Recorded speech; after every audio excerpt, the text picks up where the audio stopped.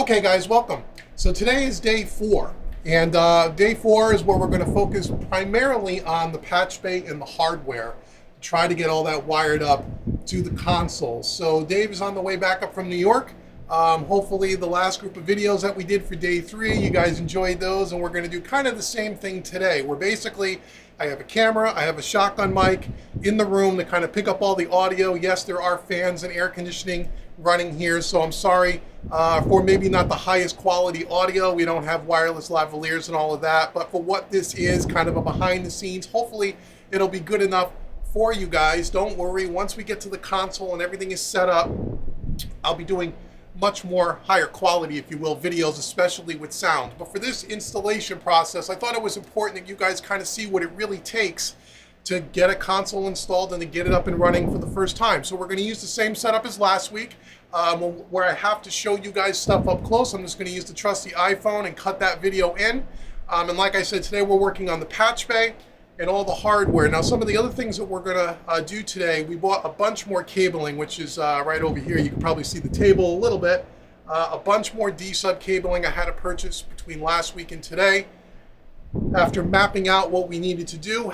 And we are going to swap out some of the cables that we installed last week, and we're going to actually, I think, Dave and I discussed it yesterday, we're actually going to pull the cables from the board and we're going to rewire the whole thing now that we have more cables and more appropriate lengths and so on and so forth. The one good thing about using D-sub cables is that it's easy. You know, it's easy just to disconnect and reconnect things as opposed to having separate TRSs or separate XLR cables.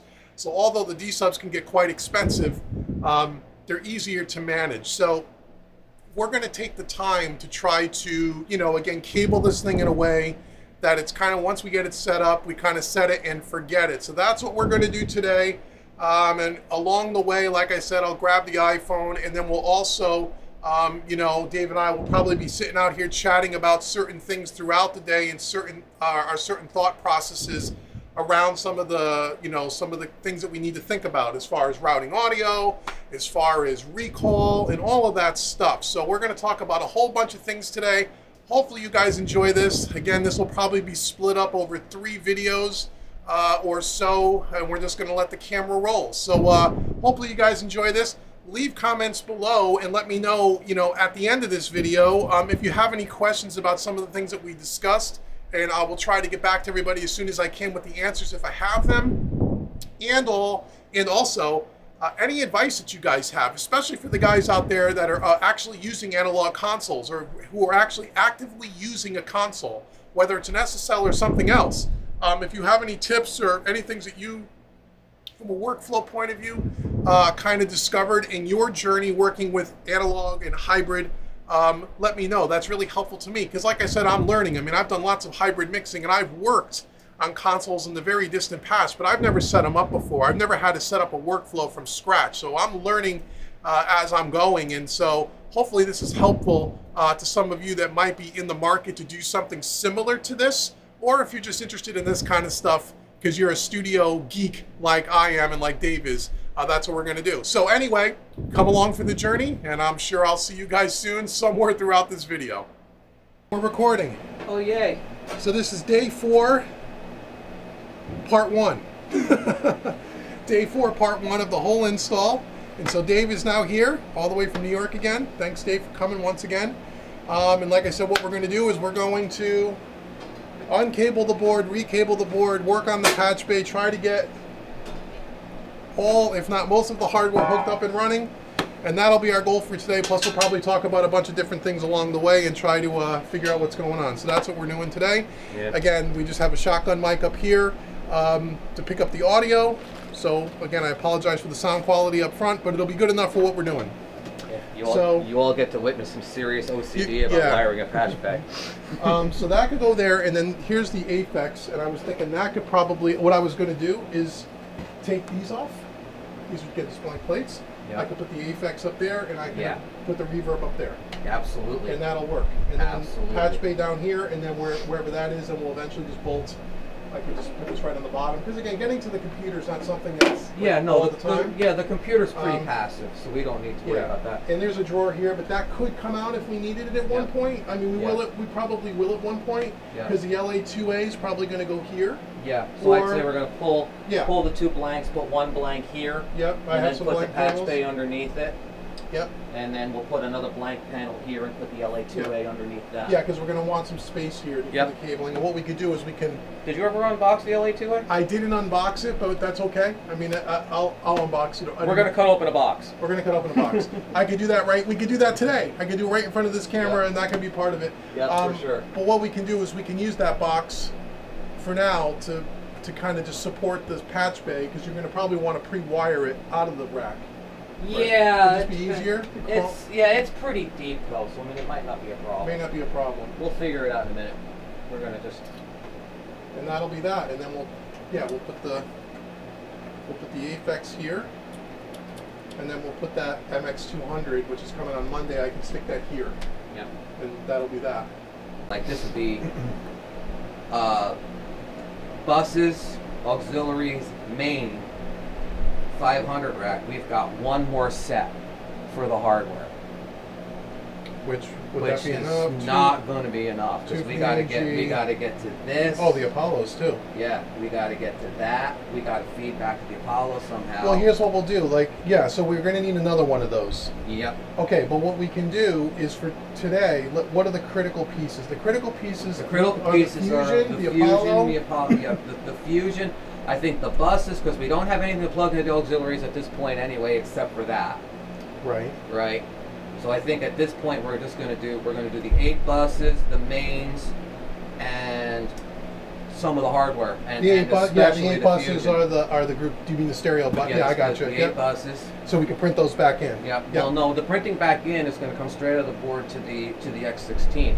This is for the effects sends and returns.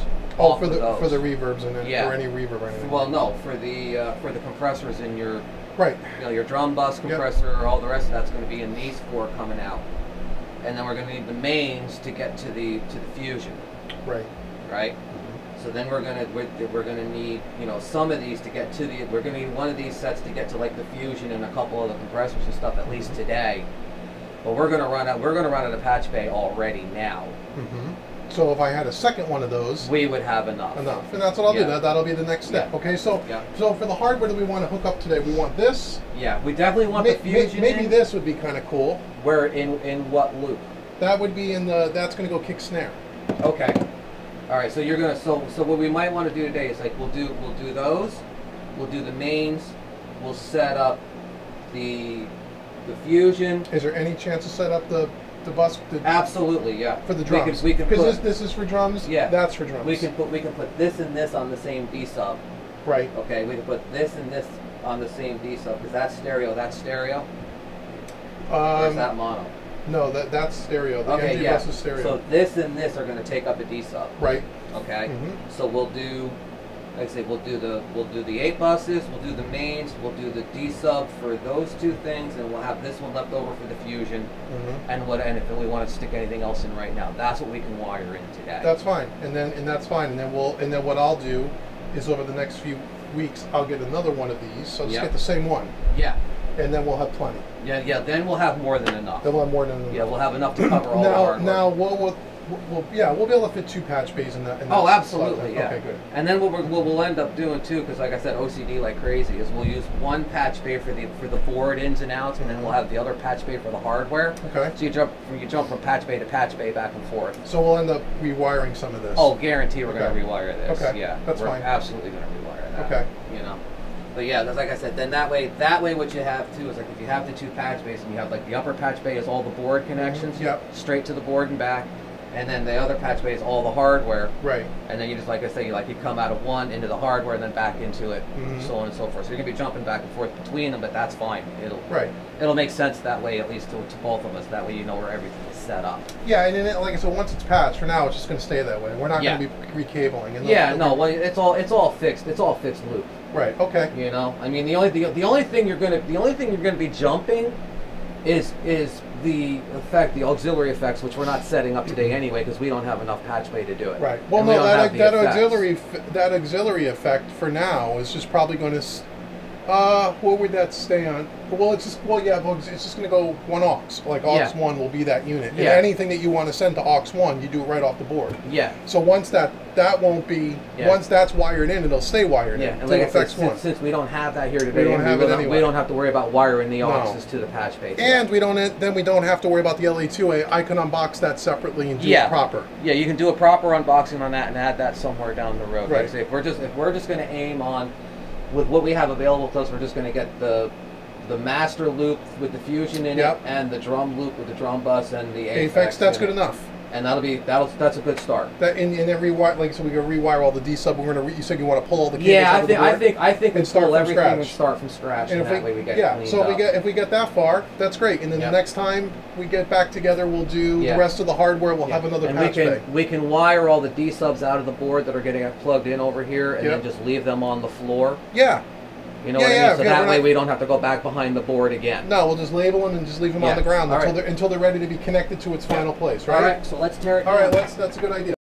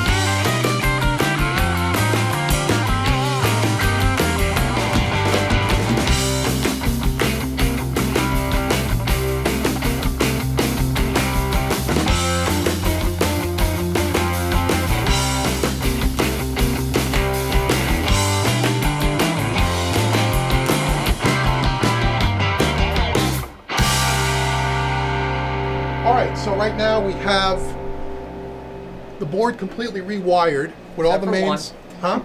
Except for one. Except for one cable, which we're doing now. So what I'm going to do is I'm going to take you back with the iPhone, show you the cable management and what we've kind of done and how we've kind of relabeled everything. So let's do that. Okay, so here we go.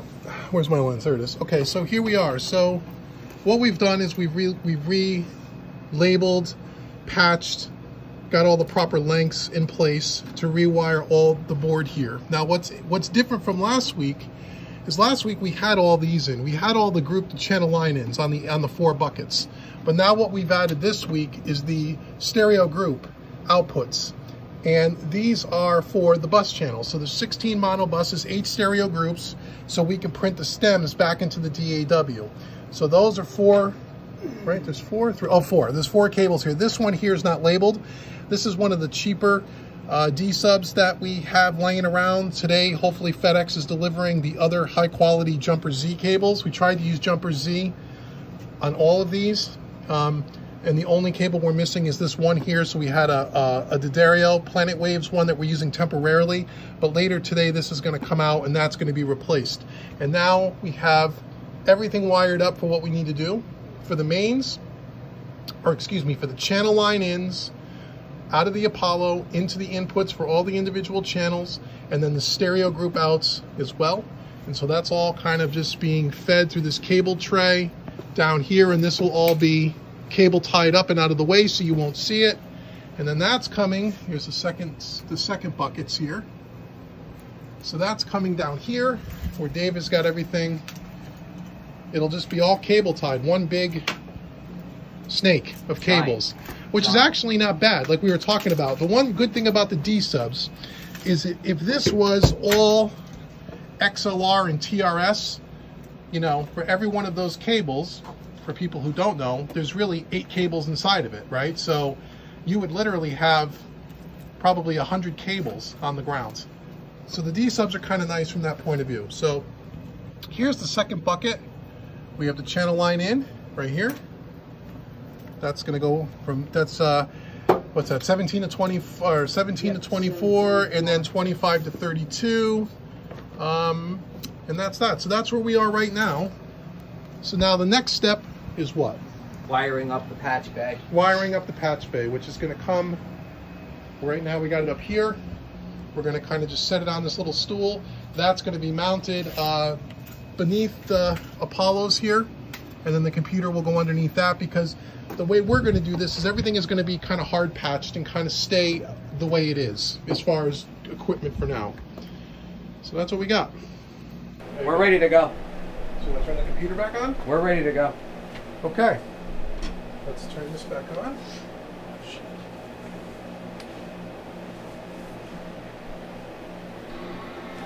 If I did my job right.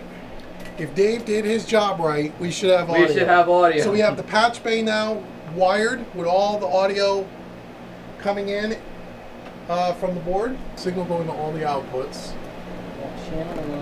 I don't see any signal on any of the Apollos. Nothing on the front of the Apollo meters. Okay. It's feeding signal out. It's going out of Studio One, but I don't see coming it out here. Yeah, we're not getting any monitor out. We're not getting anything in on the drums. We're getting something though on 18 through, well, we got the second bank, it looks like. All right, let's see if I can get this right back here.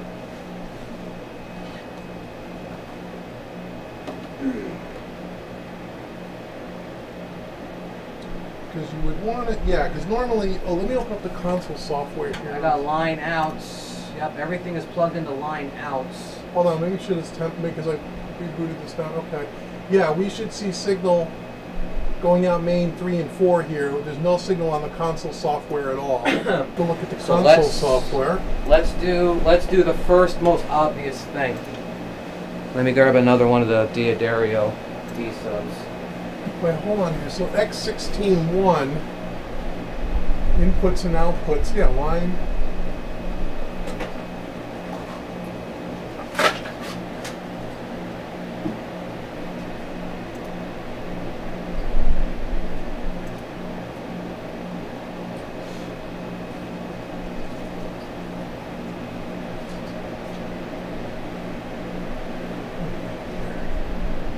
This is X16.2, device X16.2.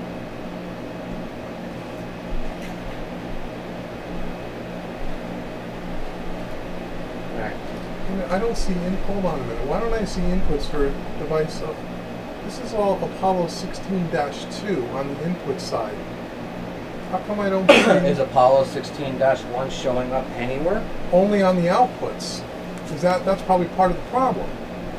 Right? Because you only have device 6. Here's the device inputs and the name. So here's the top of the list. 6. That's the second unit. Line inputs 1 through 16, which will end down here. These are outputs. Not sure why that says monitor. That's 2 line 1. Well, yeah, because Apollo 16-1, the first 2 are the monitors, and then right, but I don't see any down here. Look, what I'm saying is there's no other Apollo 16-1 anywhere on the inputs. It's all -2. See? Yeah. Shouldn't that say -1? Shouldn't this be?